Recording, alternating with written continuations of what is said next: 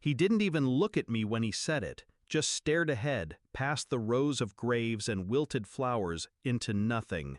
"You're not my daughter." The words cut cleaner than any knife. I blinked, once, didn't cry, didn't scream. The funeral crowd behind us faded into a blur. Mourning his wife, my mother. He kept his eyes forward, cold, dry. "And you won't see a cent from me. You can stop pretending now." My hands were folded in front of me, still, controlled. It was raining, but I didn't move. He walked away like he hadn't just buried the last connection we had. And I stood there, empty, until a thought surfaced. Not a scream, a strategy. He never loved me, not fully, but I thought I was imagining it. The way he favored my brother, the way he paused before introducing me at events, always calling me by my full name, never my daughter. I ignored it, swallowed it, told myself it was just his way.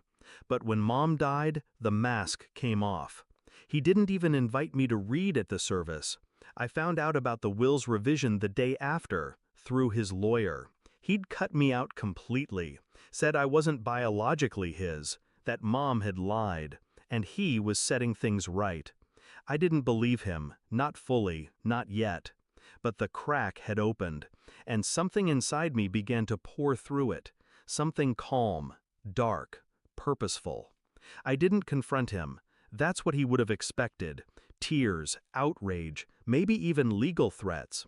But I played the dutiful outsider, sent polite messages, attended family gatherings in silence. And quietly, I started digging. Old letters, emails, DNA kits. I knew where he kept things, how meticulous he was with records. I had access to everything once, enough to find what I needed, enough to build the truth on paper. What I found wasn't just paternity, it was worse. Turns out Mom had lied, but not in the way he claimed. She'd covered for him to protect me, because he wasn't just a distant father, he was a cheating one. Affairs, financial trails, a whole second life that threatened everything he'd built. Mom knew. She kept it hidden, for the sake of the name, the image. And now she was gone, which meant I was the only one left who knew, and I held proof in my hand. It came in the form of a document, bound, stamped, DNA reports, bank statements, signed confessions from an ex-employee he had paid off to stay silent about the affair. Even a letter from my mother. She must have written it when she knew she was dying. It was addressed to me. "I'm sorry I didn't protect you better." It was all there. The truth in black and white. He wasn't disowning me because I wasn't his child. He was disowning me because I was the only one who knew who he really was.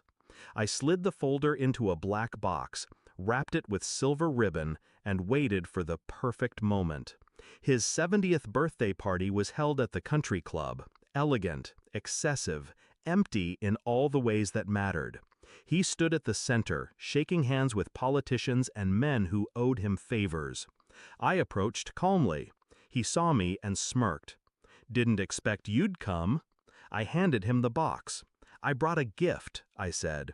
He unwrapped it without interest, expecting a peace offering. But when he lifted the lid, he froze. Read the top page, then the second.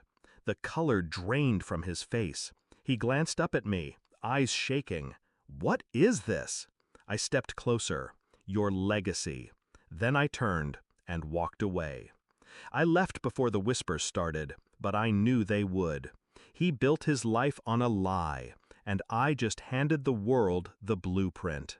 He never called me again, didn't contest it, didn't fight back, because men like him only know how to control, not how to defend. And when control is gone, they crumble. I watched his name vanish from boards and committees, watched the empire he built pull away from him like a tide retreating from something rotten. He thought blood made him a king. He forgot daughters can become queens, especially when they're underestimated. He thought saying I wasn't his would destroy me, but all he did was give me permission to bury him while he was still alive.